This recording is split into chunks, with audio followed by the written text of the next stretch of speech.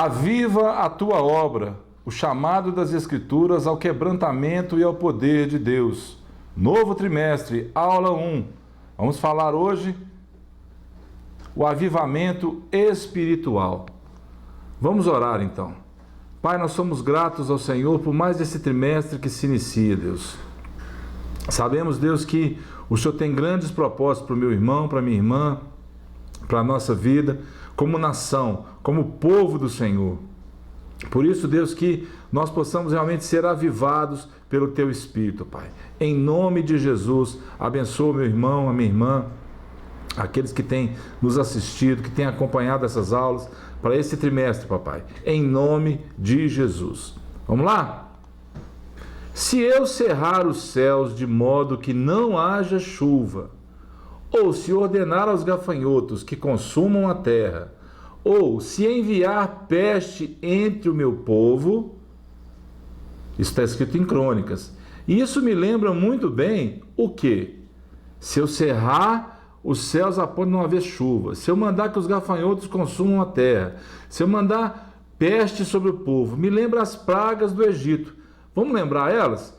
O rio Nilo transformando em sangue, lembra disso? Depois as rãs que infestaram aquele lugar, depois os piolhos, depois as moscas, depois a morte dos animais, depois as úlceras que apareceram no povo, e assim foi continuando.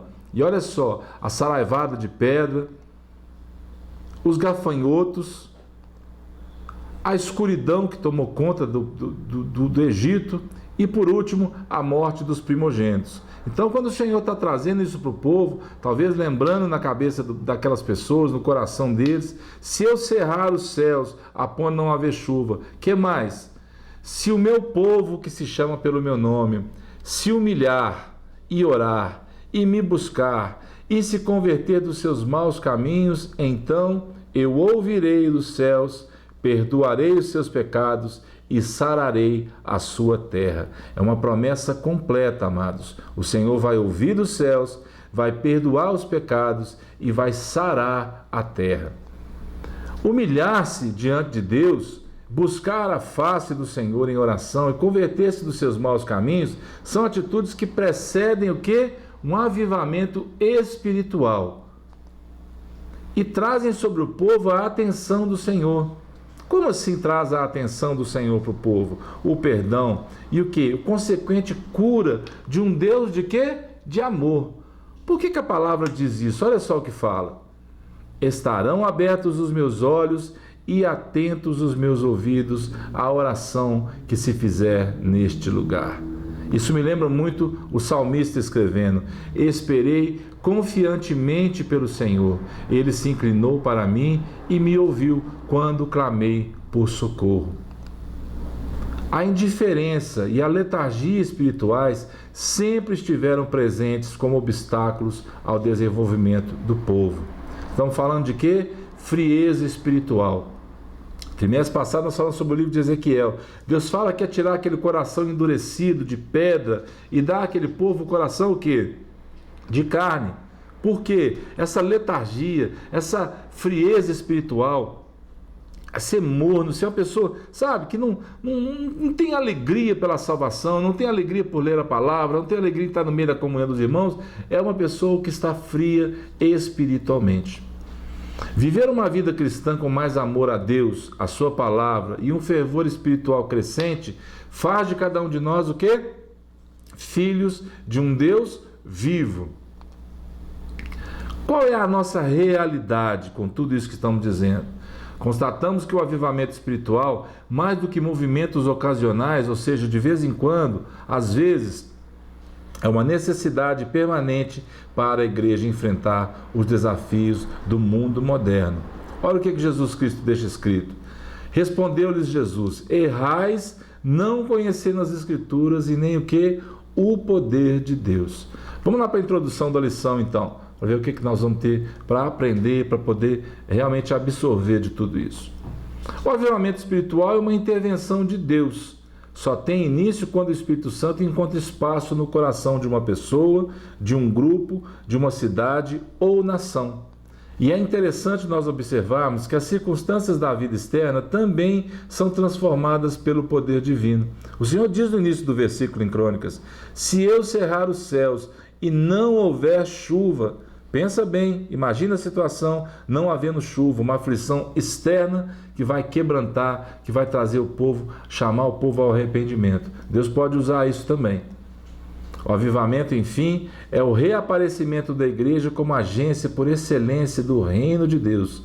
Nada mais é do que o Senhor desnudando o seu braço e operando com extraordinário poder sobre santos e pecadores. Algumas soluções que o mundo hoje nos exige. Diante de uma crise, podemos observar vários comportamentos humanos. Um deles, o medo, a revolta, a murmuração, o desespero, a efetividade descontrolada, ou seja, a pessoa muito agitada, a pessoa querendo fazer coisas demais e não buscando de Deus solução por causa da crise. Eu vou fazer um corre ali, vou resolver minhas coisas, depois eu vou orar. Até mesmo tirar a própria vida, o suicídio. E nós criamos agora esse tempo, chama Boca no Trombone. E eu quero te fazer duas perguntas nesse momento de colocar a boca no trombone desse trimestre. Quais são essas perguntas? Amamos verdadeiramente o Senhor? Eu quero que isso possa ecoar nos seus ouvidos agora, na sua mente, e você possa responder isso para você mesmo. Você tem amado o Senhor de verdade? Você está disposto a se arrepender naquilo que Deus te mostrar que você possa estar errado? Duas perguntas que são muito importantes para que a gente continue estudando esse trimestre, que fala sobre esse quebrantamento, sobre esse avivamento individual, um avivamento espiritual. Por causa da desobediência do povo de Judá, especificamente, profetas alertaram a respeito da futura destruição do templo. Daquela nação, ela seria destruída, o templo seria destruído, vimos isso no trimestre passado, mas o que? Não adiantou. Por isso eu te pergunto, você está disposto a se arrepender do que precisa? Você está disposto a amar o Senhor verdadeiramente? O povo foi levado cativo para a Babilônia, e o templo foi o quê? Destruído. Veio fome, veio peste, veio espada sobre aquele povo. Não adiantou, queridos. O povo foi realmente exilado para a Babilônia. O povo pós-exílio se descuidou e não deu valor para a casa do Senhor. Na realidade, eles não sentiam falta de um lugar de reunião para adorar. Deus levanta homens fiéis para a reconstrução daquele templo. E aí que entra na história um homem chamado Zorobabel. Depois você pode ler para você confirmar isso. Aí aparece um outro homem também muito importante na história do povo de Deus, um rei chamado Ciro. Ele não era filho de Israel, ele não era servo de Deus, ele era rei da Pérsia. E mesmo assim foi usado por quem? Por Deus, para libertar o povo da Babilônia. Eu quero que você leia isso depois nos detalhes, para ver como Deus usa quem Ele quer, quando Ele quer, quantas vezes Ele quer e da forma que Ele quiser. Amém? Vamos lá para a conclusão então. Vamos ver o que nós podemos concluir desse avivamento espiritual que precisa acontecer em cada um de nós. Quando o povo de Deus se encontrar em situação de frieza espiritual, a vontade divina é a de sempre reacender a chama que está o quê? Se apagando. Se for preciso, ele usará uma crise para isso. Usará circunstâncias diversas, internas e externas, para levar o seu povo ao deserto, a fim de falar ao seu coração. A sua exigência, porém, é que o seu povo o quê? Se humilhe, busque a sua face e se converta de seus maus caminhos. Por isso, podemos dizer juntos: aviva, Senhor, a tua obra. Olha o que a palavra fala. Recordar-te-ás de todo o caminho pelo qual o Senhor teu Deus te guiou no deserto estes 40 anos, para te humilhar, para te provar, para saber o que estava no teu coração, se guardarias ou não os seus mandamentos. Ele te humilhou, te deixou ter fome, te sustentou com um maná que tu não conhecias, nem teus pais o conheciam, para te dar a entender que não só de pão viverá o homem, mas de tudo o que procede da boca do Senhor viverá o homem. Nunca envelheceu a tua veste sobre ti, nem se inchou o teu pé nestes 40 anos. Sabe, pois, no teu coração, que como um homem disciplina seu filho, assim te disciplina o Senhor teu Deus. Amém, queridos? Essa aula de hoje, ela traz para nós o início do tema do trimestre. Aviva, Senhor, a tua obra. Nós vamos ver o avivamento na vida de Jesus, no ministério dele, de Pedro, de Estevão, na igreja, no mundo, no Antigo Testamento, no Novo Testamento. E vamos ver como é que Deus foi fazendo isso ao longo do tempo. E eu quero te dizer, para que não fique dúvida nenhuma em você, o que falta para acontecer um avivamento enorme na nossa vida? É que eu e você tomemos posição diante do Senhor. Por isso, eu deixei essa palavra no final, esse versículo no final. O Senhor te humilhou para saber o quê? Como que o seu coração ia reagir.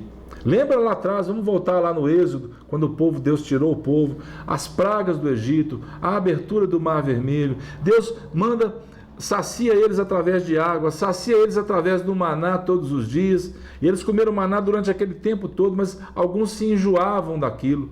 Um pão que descia do céu. E Jesus usa isso no Novo Testamento. Tanto na tentação de Satanás, ele diz lá, não só de pão viverá o homem. Como ele diz também, eu sou o verdadeiro pão que desceu do céu. Todas essas coisas corroboram, colaboram, cooperam para que a gente possa entender que o avivamento precisa começar dentro de cada um de nós. Nós, como igreja, podemos sim trazer avivamento para as pessoas. Avive as pessoas ao seu redor, dê um sorriso, ore por elas, pregue o evangelho, ministre, aconselhe, avive dentro de você aquilo que você recebeu um dia. Que o Senhor te abençoe. Bom tempo de novo ano para você e que você possa realmente ser cheio da vida do Senhor dentro de você. Um abraço e até a próxima, em nome de Jesus.